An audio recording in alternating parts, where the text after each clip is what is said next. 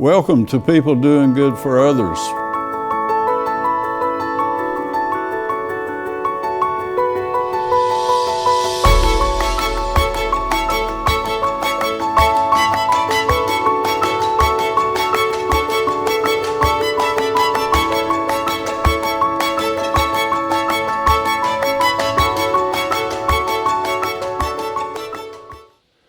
Good morning. This is People Doing Good for Others, where we honor and celebrate and hold in the light those who truly make significant contributions in our communities. I'm Gary York, and I'm happy to be here with you today, and I'm grateful. I want to thank Wilkes Communications, River Street Productions, and 100.9 WIFM for this sponsorship. My featured guest today is Dr. Alexander Erwin. He's a career educator. He grew up in Charlotte in a home of folks who loved and who were certain that education was not an option. He went to Livingstone College to start before having master's degrees at App State and at Virginia Tech. He's a state superintendent, a state principal of the year in 1987. And again, thank you for being with us. And good morning to you, my friend. Good morning, Mr. York. It's my pleasure to be with you. What an honor to have you here. And so tell us about growing up in Charlotte and folks who emphasize that education is important. You know, Mr. York, it's always a pleasure to talk about the foundation for your life. And the foundation of my life started with a family that really believed in education. Education for us was not an option. I came from a family of 4 siblings. I am the middle child, and so of course, you know, the middle child is always kind of the one who catches everything that comes along. But my father and mother both reared us to believe that education was the surest method for us to be successful in life. So it was not an option, and every opportunity that we had, my parents were very much involved in helping us to realize that education was significant and important. And my father always stressed his work ethics. He believed in work, and he wanted all of his children to realize that working hard was an expectation, not an option. So we were not allowed to just sort of do the things that we wanted to do or like to do. We were also expected to work. And I say that because I was a news carrier, they called me then a paper boy, for 12 years in Charlotte. I delivered the Charlotte Observer. And all my customers would say to me, here's my paper boy. And so that kind of work ethics is something that I carried with me throughout life. Yes. Wow. Morning paper, getting up at 3 o'clock in the morning, so people would have their paper at their door by 7 o'clock in the morning. So that kind of work ethics from my father. My mother was very strict about education, so much so that many times you think of education as being reading, writing, and arithmetic, or math, as some people might call it. But my mother also added a 4th one to that, and that was writing. She felt like that handwriting was critical. So all of her children, all of us had to practice. Not just do, but we had to practice our handwriting just as we did our multiplication tables or reading or whatever. So when I think about all of that, that is the foundation that undergird my life and gave me, I guess, the emphasis to move on and to try to make a difference in the lives of others. And I guess with that being a paper boy, you had a little money. Oh, sure. I was an entrepreneur. Yeah. I had an older sister and an older brother who always wanted to borrow money from me. And so I would always charge a little interest on that. But when they went away to college, they would always write back home, and I would send them money. So it was that kind of sibling love that I had for them. But they always knew that I had money. I recall going to Bank of America. I think I must have been about 17 or 18. I've had a Bank of America account ever since. Ever since. Yes. And so that, realizing the value of money, realizing the importance of work, realizing good customer service. You know, I had customers who wanted their paper there before they had their breakfast that morning or their coffee. Sure. So, you know, and it wasn't one of those things where you put the paper at mailbox. I delivered the paper to their door.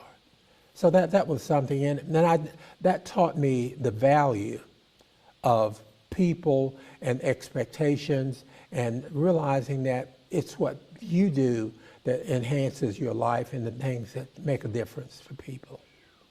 Well, I'm certainly honored to have you with us today. And then you went from West Charlotte High School? West Charlotte Senior High School. To Livingstone College. For a basketball scholarship, I'm sure. Yes, and I often think about it, and people ask me, well, if you played basketball, was Livingstone your only choice? And it was not.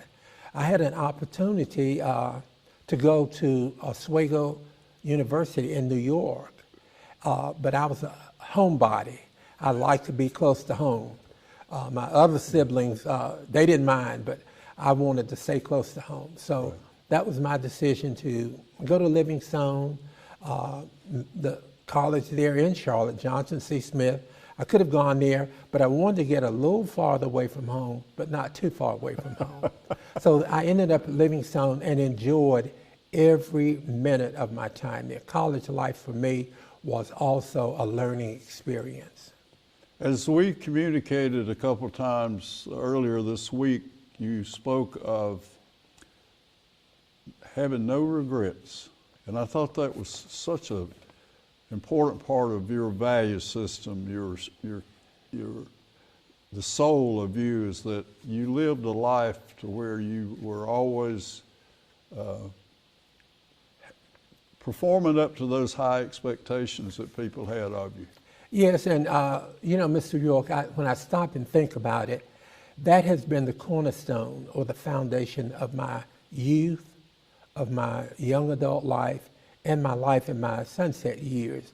And that's because we all have good times or bad times, or good experiences or bad experiences. But the experiences that I had, the accumulation of all of those, made me who I am today. So, you know, when I had some experiences that probably were not what I wanted them to be, I also had many others that were very, very significant. And so when I look back at it now, as I continue to write my memoirs, that is the byline for it. No regrets. I have no regrets about things that have occurred in my life. Right. Dr. Erwin, let's now fast forward a few years to coming to Wilkesboro, North Wilkesboro, and Lincoln Heights School, if you will. Yes, that's interesting. As a senior in college, you always think, okay, I need a job. I had hoped, or my desire was to go back and teach at my alma mater, West Charlotte Senior High School, but that was not to be. But I was able to come to Wilkes County in 1964, right out of college, and I was employed as a high school teacher of history and sociology at Lincoln Heights. Mr. E.V. Dakins was the principal, but I remembered during that time we had an organizational structure where each local school had a local school board. And Reverend Frank Bailey, who was the chair of that, he met with the new teachers that year, and he made a profound statement that stayed with me even to today. I remember it as though he said it to me a moment ago. And his statement to us as young teachers was, if you're here for business, and if you're not here for business, then you have no business being here. And that set the cornerstone for my professional goal. Say that again. If you are not here for business, you have no business here. Wow.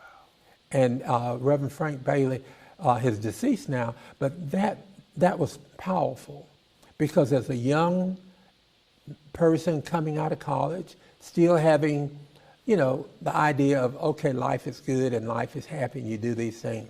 But that really set the boundaries for me. And I've lived with those ever since. And that statement has been a cornerstone of my personal and professional career. And quickly, you met Mr. Edwin Cantor?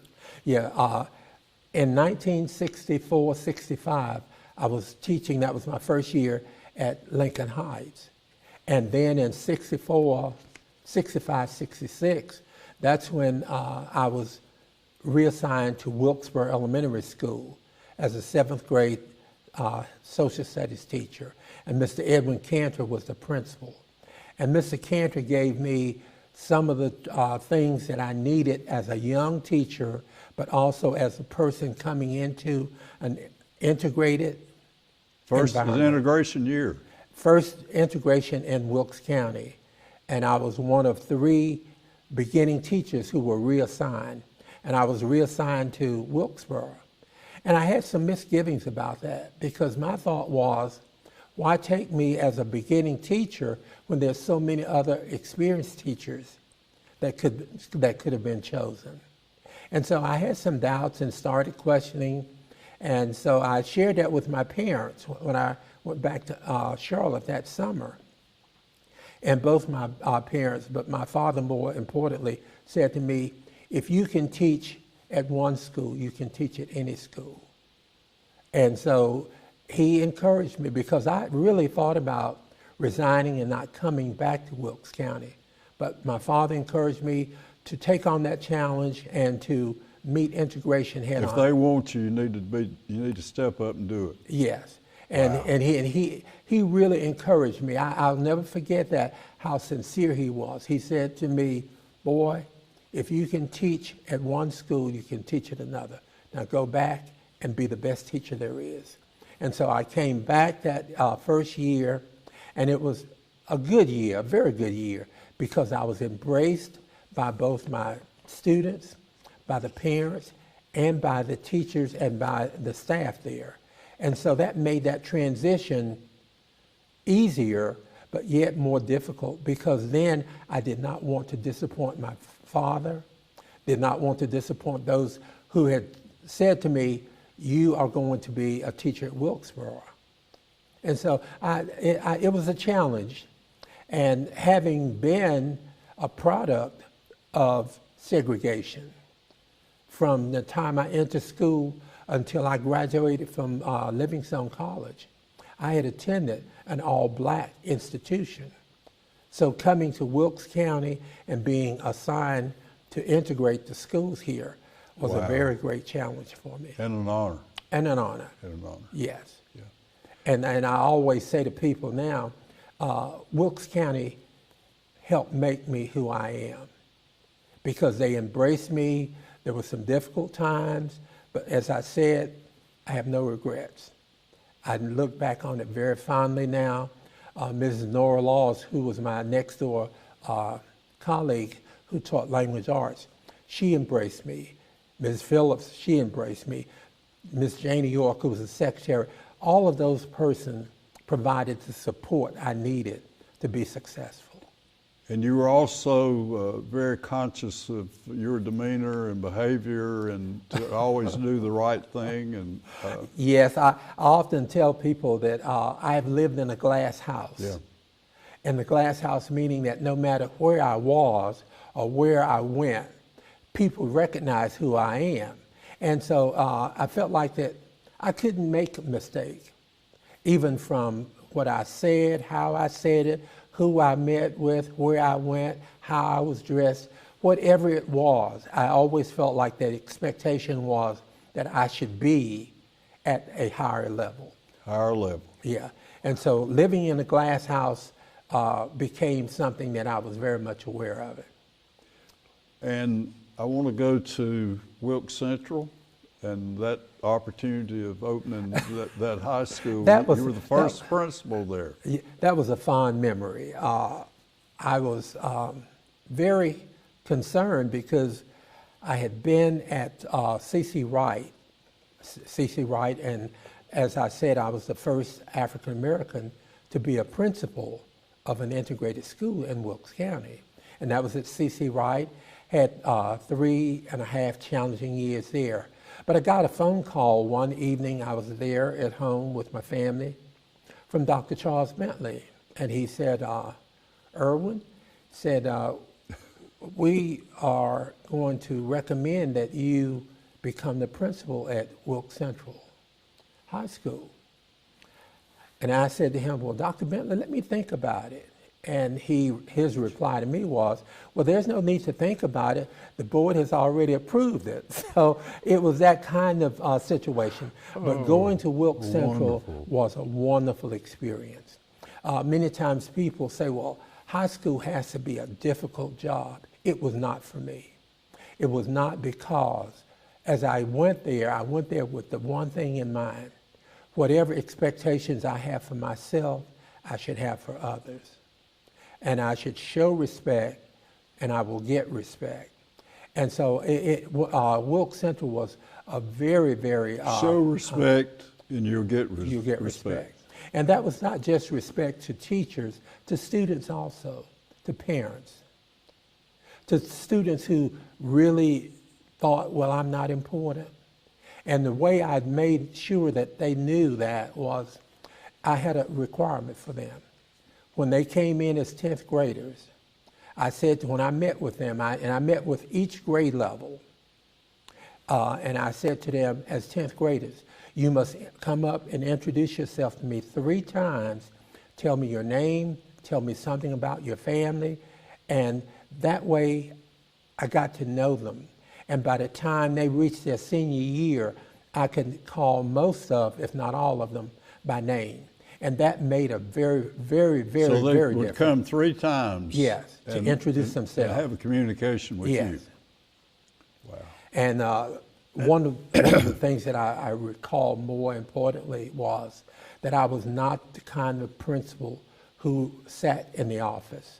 The students will tell you that no matter what, they could see me anywhere in the building.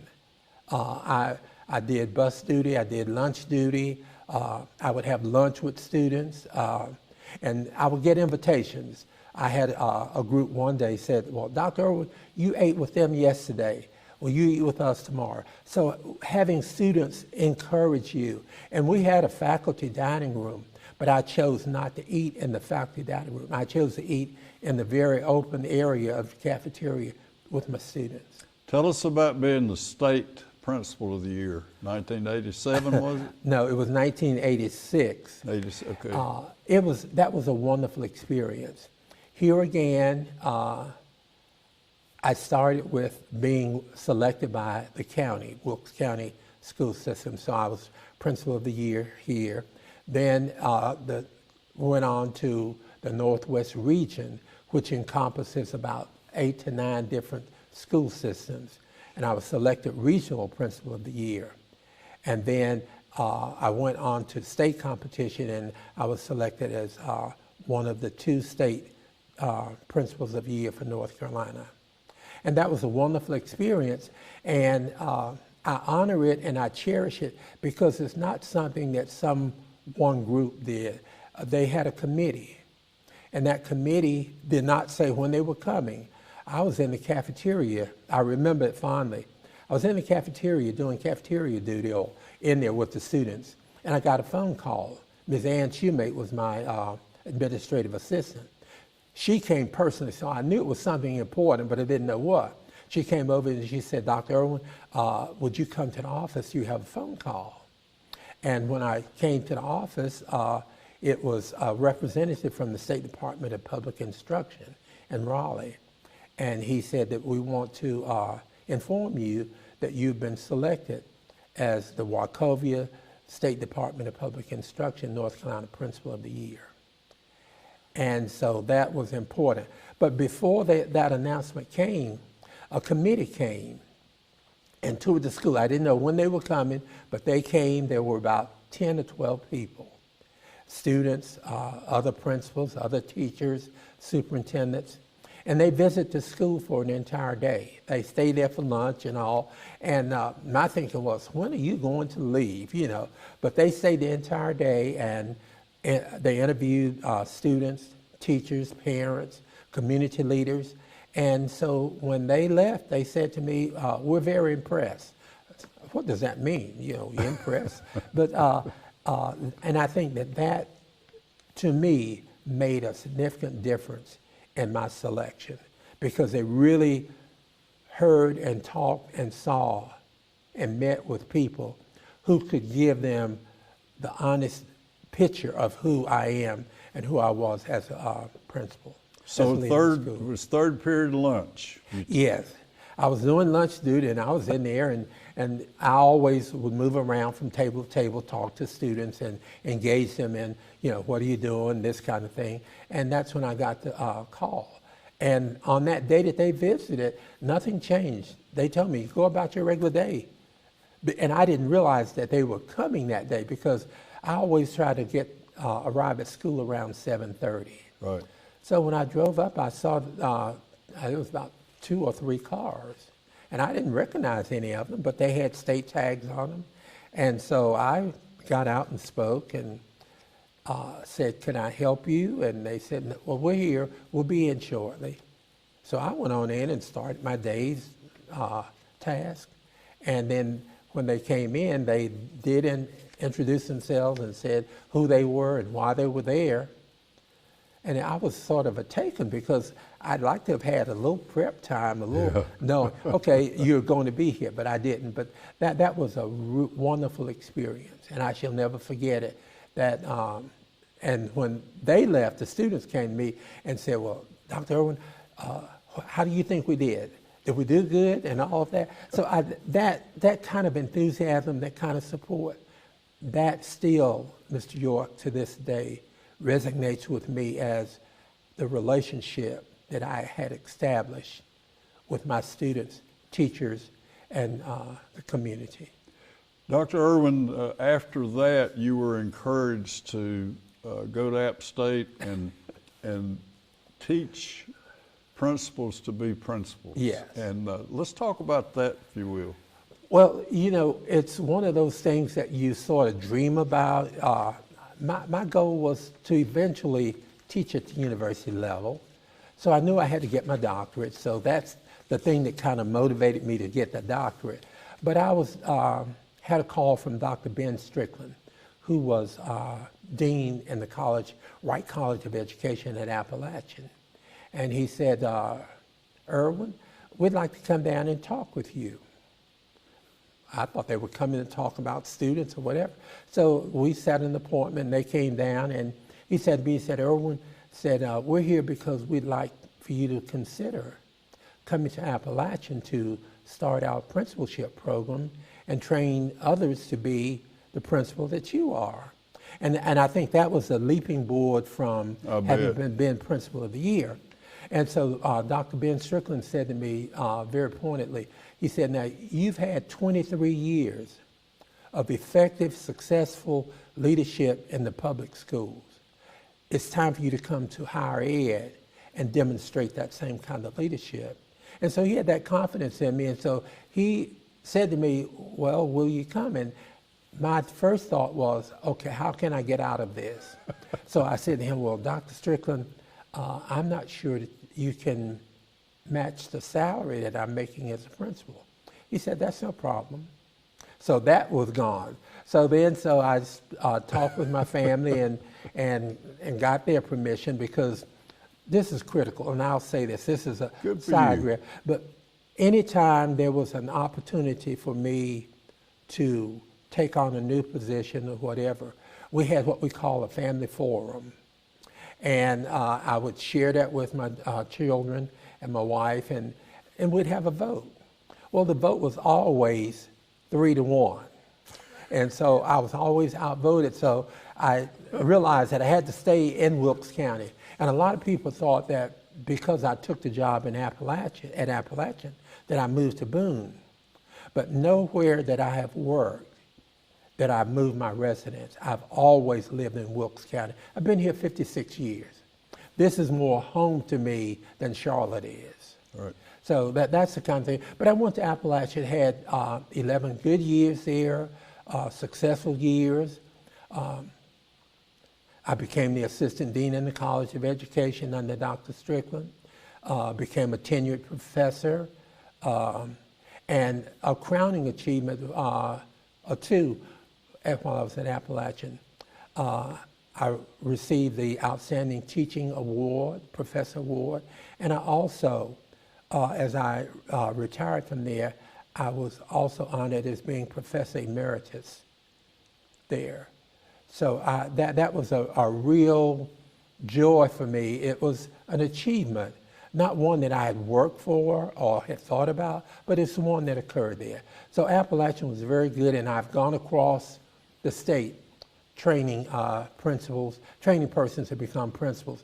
Even so much, many of my students said that they had been Erwinites. Erwinites. Erwinites. Tell us about that. That's because I would share with them. They become Erwinites? I did. They could become Erwinites, or they had become Erwinites. And that was because as I taught them, I didn't just teach the theory or what was in the book. I also could share experiences that I had had and help them understand how that would translate into their being effective as principals. So, Dr. Erwin, you've been in Wilkes County, did you say 56 years? 56 years. And as we formed our relationship, you talked about a Mrs. Rice at West Charlotte. Yes. I want to make sure we revisit her, if you will. Oh, good. As a high school senior, you kind of think, well, okay, it's important for me to get an education and graduate, but you need to have teachers who really are invested in you. Invested. Yeah, who really have expectations for you. And Ms. Rice was my Spanish teacher. And she would always say, Erwin, I want your best. I don't want you just to do enough to get by, but I want your best. And she always would say, well, that's not good enough. You can do better. She and Mrs. Scoggins, who was my English teacher, they both instilled in me that goal of doing your best, doing more. And I left there knowing that being a teacher was important, but the important part of it was not just teaching, but how you interacted with your students, letting students know and realize what you expected of them and what you expected of yourself. So here again, my life has revolved around high expectations for self and for others. Dr. Alexander Erwin, 56-year hometown person here in Wilkes who led integration, Yes. who was opened the first high school African-American leader to be at Wilkes Central. To have great values and reputation and recognized as an honorable man, honorable family, who gave, so I would say you were that person who's always seeking and finding ways to serve the Lord and family and friends and worthy causes. Yes. So share with us this gratitude, if you will, about you call it the twilight year, but you've mattered everywhere you stopped. You've always been a shining star, if you will. Well, that's a compliment because that has been my life. I have always made an effort to do the very best and to help others. So much so that I started out here in Wilkes County. I went to Appalachian, but I commuted. I left Appalachian and went to Barber Scotia and Concord. I commuted every day. I left Barber Scotia and went to North Carolina A&T in Greensboro. I commuted each day. I left there and went to Livingstone College. I commuted back and forth each day. So Wilkes County was home. I would always say to people at the end of the day, no matter where I was employed or working, I need to go home. And Wilkes County was at home. And so I found myself as a resident of Wilkes County, making sure that I gave back to this community because this community had given so much to me. Many, many people will never know how they touched and impacted my career.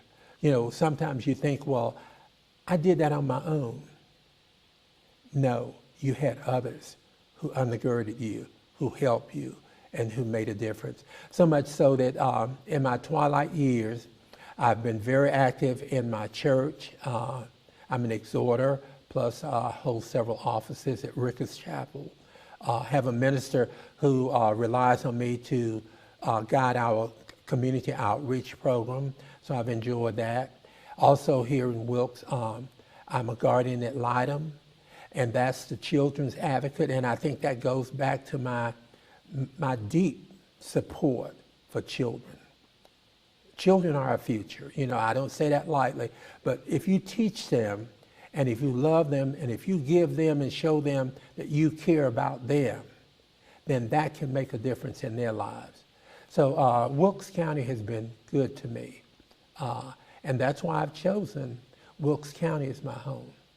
As a person who has given and is given and will give, a person with a servant's heart, a great steward of God's many gifts, I want to thank you for being here. You've embraced my life, and I'm a better person because of your willingness to share with us today. So thank you very much.